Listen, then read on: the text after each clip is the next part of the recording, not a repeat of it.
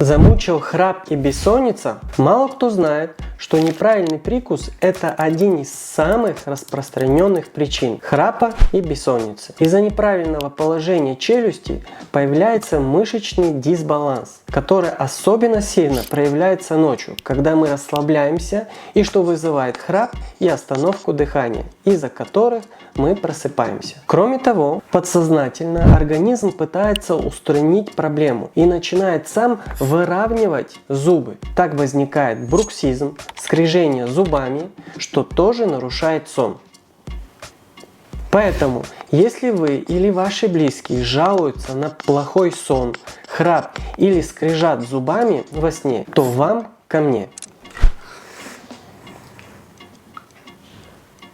Записывайтесь уже, чем? Зря снимаем, что ли?